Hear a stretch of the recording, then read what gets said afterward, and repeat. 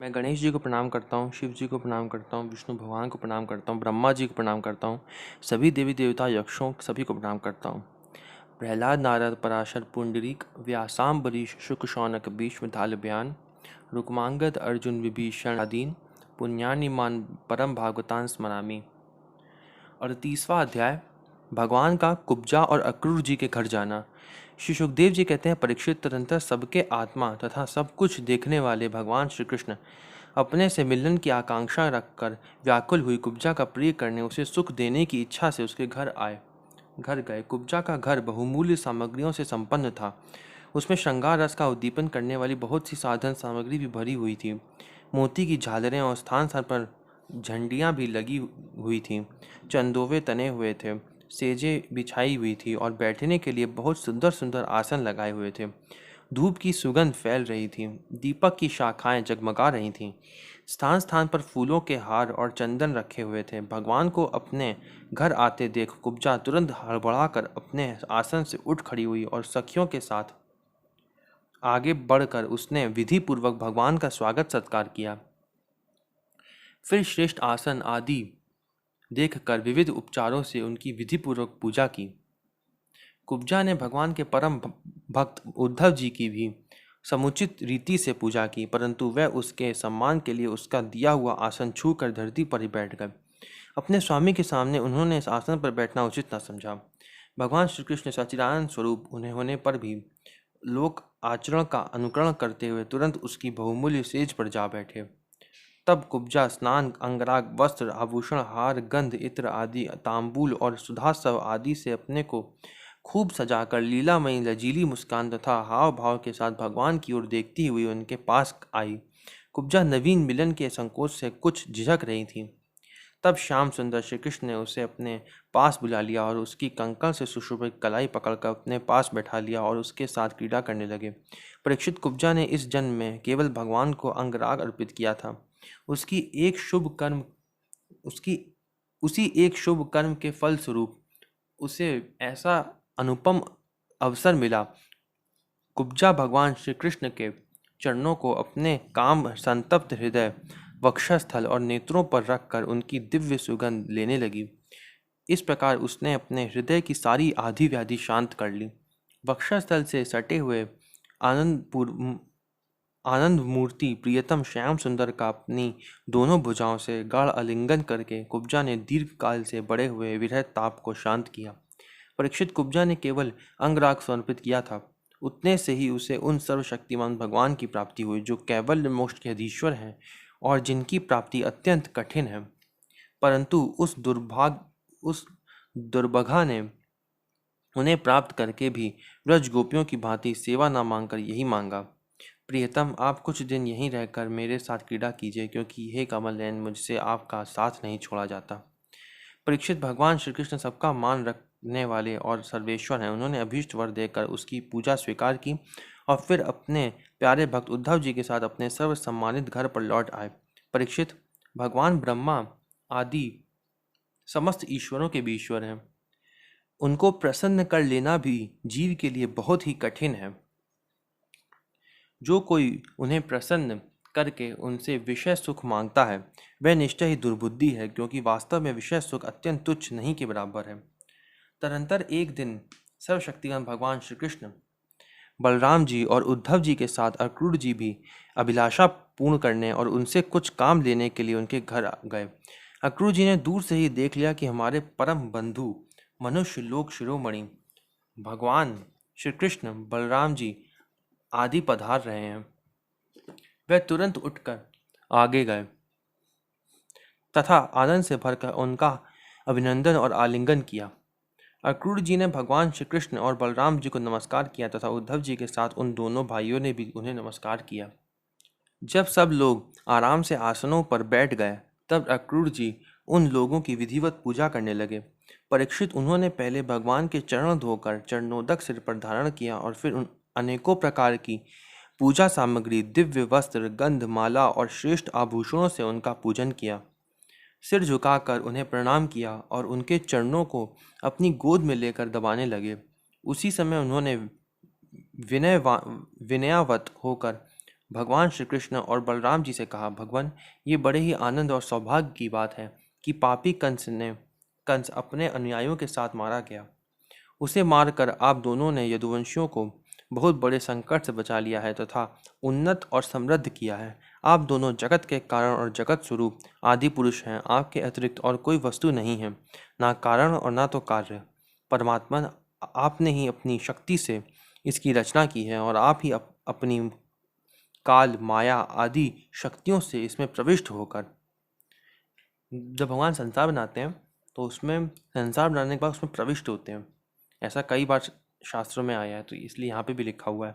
इसमें प्रविष्ट होकर जितनी भी वस्तुएं देखी और सुनी जाती है उनके रूप में प्रतीत हो रहे हैं। जैसे पृथ्वी आदि कारण तत्वों से ही उनके कार्य स्थावर जंगम शरीर बनते हैं, वे उनमें अनुप्रविष्ट से होकर अनेक रूपों में प्रतीत होते हैं, परंतु वास्तव में वे कारण स्वरूप ही हैं। इसी प्रकार हैं तो केवल आप ही, परंतु अपने अपने कार्य रूप जगत में स्वेच्छा से अनेक रूपों में प्रतीत होते हैं। ये भी आपकी ही लीला है। प्रभु, आप रजोगुण, सत्वगुण और तमोगुण रूप अपनी शक्तियों से क्रमशः जगत की रचना, पालन और संहार करते हैं, किंतु आप उन गुणों से अथवा उनके द्वारा होने वाले कर्मों से बंधन में नहीं पड़ते, क्योंकि आप शुद्ध ज्ञान स्वरूप हैं। ऐसी स्थिति में आपके लिए बंधन का कारण ही क्या हो सकता है। प्रभु, स्वयं आत्म वस्तु में स्थूल देह, सूक्ष्म देह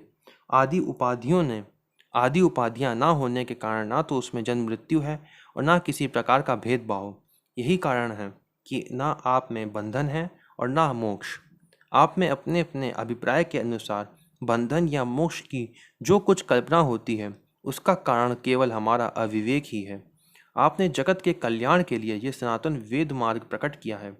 जब जब इसे पाखंड पथ से चलने वाले दुष्टों के द्वारा क्षति पहुंचती है, तब तब आप शुद्ध सत्व में शरीर ग्रहण करते हैं।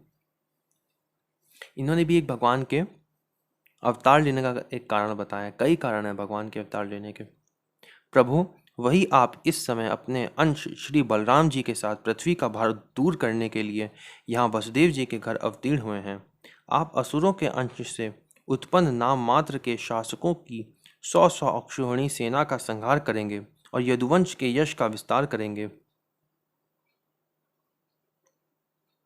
इंद्रियातीत परमात्मन, सारे देवता, पितर, भूतगण और राजा आपकी मूर्ति हैं। आपके चरणों की धोवन गंगा जी तीनों लोकों को पवित्र करती है। आप सारे जगत के एकमात्र पिता और शिक्षक हैं। वही आज आप हमारे घर पधारे, इसमें संदेह नहीं कि आज हमारे घर धन्य धन्य हो गए। उनके सौभाग्य की सीमा ना रही। प्रभु, आप प्रेमी भक्तों के परम प्रियतम, सत्यवक्ता, अकारण हेतु और कृतज्ञ हैं। जरा सी सेवा को भी मान लेते हैं। कृतज्ञ का मतलब है, भला ऐसा कौन बुद्धिमान पुरुष है जो आपको छोड़कर किसी दूसरे की शरण में जाएगा। आप अपना भजन करने वाले प्रेमी भक्त की समस्त अभिलाषाएं पूर्ण कर देते हैं, यहाँ तक कि जिसकी कभी क्षति और वृद्धि नहीं होती, जो एक रस है, अपने उस आत्मा का भी आप दान कर देते हैं। भक्तों के कष्ट मिटाने वाले और जन्म मृत्यु के बंधन से छुड़ाने वाले प्रभु, बड़े बड़े योगी राज और देवराज भी आपके स्वरूप को नहीं जान सकते, परंतु हमें आपका साक्षात दर्शन हो गया। ये कितने सौभाग्य की बात है। प्रभु, हम स्त्री, पुत्र, धन, स्वजन, गेह और देह आदि के मुंह की रस्सी से बंधे हुए हैं। अवश्य ही यह आपकी माया का खेल है। आप कृपा करके इस गाढ़े बंधन को शीघ्र काट दीजिए। श्री सुखदेव जी कहते हैं, परीक्षित, इस प्रकार भक्त अक्रूर जी ने भगवान श्री कृष्ण की पूजा और स्तुति की। इसके बाद भगवान श्री कृष्ण ने मुस्कुराकर अपनी मधुर वाणी से उन्हें मानो मोहित करते हुए कहा। भगवान श्री कृष्ण ने कहा, तात, आप हमारे गुरु, हितोपदेशक और चाचा हैं। हमारे वंश में अत्यंत प्रशंसनीय हैं तथा हमारे सदा के हितैषी हैं। हम तो आपके बालक हैं और सदा ही आपकी रक्षा, पालन और कृपा के पात्र हैं।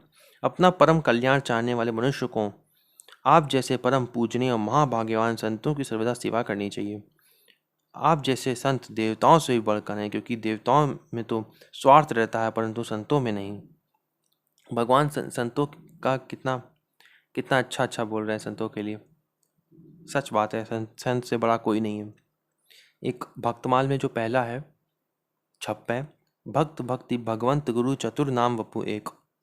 उसमें भी यही है, भगवान, भगवान के भक्त, भगवान के गुरु और भगवान का धाम, भगवान का शरीर और भक्ति, ये सभी चीज़ें एक हैं। ठीक है, भगवान, भगवान का धाम, भगवान का शरीर, भगवान के भक्त, गुरु और भक्ति, ये सब एक है।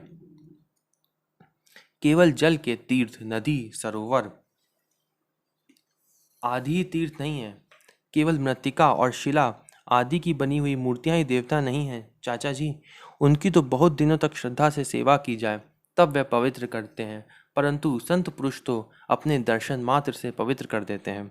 चाचा जी, आप हमारे हितैषी, सुहृदों में सर्वश्रेष्ठ हैं। इसलिए आप पांडवों का हित करने के लिए तथा उनका कुशल मंगल जानने के लिए हस्तिनापुर जाइए। हमने ऐसा सुना है कि राजा पांडु के मर जाने पर अपनी माता कुंती के साथ युधिष्ठिर आदि पांडव बड़े दुख में पड़ गए थे। अब राजा धृतराष्ट्र उन्हें अपनी राजधानी हस्तिनापुर में ले आए हैं और वे वहीं रहते हैं। आप जानते ही हैं कि राजा धृतराष्ट्र एक तो अंधे हैं और दूसरे उनमें मनोबल की भी कमी है। उनका पुत्र दुर्योधन बहुत दुष्ट है और उस होने के कारण वे पांडवों के साथ अपने पुत्रों जैसा समान व्यवहार नहीं कर पाते। इसलिए आप वहां जाइए और मालूम कीजिए कि उनकी स्थिति अच्छी है या बुरी। आपके द्वारा उनका समाचार जानकर मैं ऐसा उपाय करूंगा जिससे उन सुहृदों को सुख मिले। सर्वशक्तिमान भगवान श्री कृष्ण अक्रूर जी को इस प्रकार आदेश देकर बलराम जी और उद्धव जी के साथ वहां से अपने घर लौट आए। जय श्री कृष्ण।